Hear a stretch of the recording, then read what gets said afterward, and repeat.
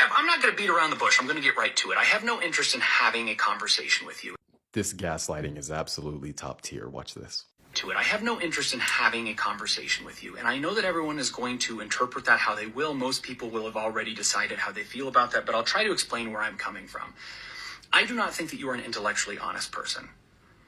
I think that you use a calm and seemingly respectful demeanor to hide the way that you approach these conversations. And I know that you know what I'm talking about because I've been to your channel. No, I have no clue what you're talking about. You basically came out and said, hey, how do you guys feel about Trump saying all these crazy things? And I'm saying, oh, okay, well, what crazy things are you talking about? Can you show us what you're talking about? Then you point your finger at me and say you're intellectually dishonest because I'm asking for context. Like, come on, dude. Like, what? Like, in order for us to have a conversation about the things Trump says, shouldn't we be able to see what he says? Anyway, let's hear your explanation and you trying to make this personal rather than keeping it on topic. But let's explain it for everyone that's watching. Okay? You said that this is about getting to the bottom of the truth. This is about verifying the clips. This is not about interpretation. We need to agree on objective reality. But the thing is this is about interpretation. Because you forget that I started this conversation. I started this conversation by asking people for their interpretation, for their perspective. This is inherently a subjective conversation. Look, I understand that you seem to prefer subjectivity over objectivity, but when you're asking someone for their perspective about what someone said, you need to show them what that person said. Like, this is not controversial. Again, you want to start the conversation based off of your interpretation of what you heard.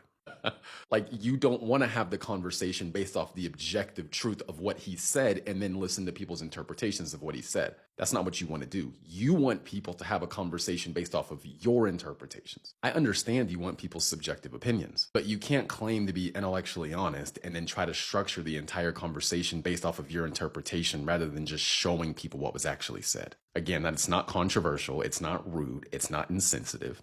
It just seems you don't want to base the conversation in the objective truth of what was said. Again, you want to base the conversation in your unstable, subjective interpretation of what was said. I didn't think asking somebody for context would terrify them this much, but let's continue. Understood that the three examples I gave were not propping up an argument or an assertion. They were a jumping off point for the question that I had asked, which was, how do you feel about Trump's bombastic rhetoric? How do you hear these things when he says outlandish stuff? Because to a lot of us, it sounds dangerous, even authoritarian. Here are three examples to jump off of. But it was very clearly open to, how do you think about Trump's bombastic and crazy things that he says? And then I say, okay, can you show me what he's saying? Can you show me what you're talking about? And you end up responding like this. That's why you and I are not going to be able to have a good conversation. You're using a red herring.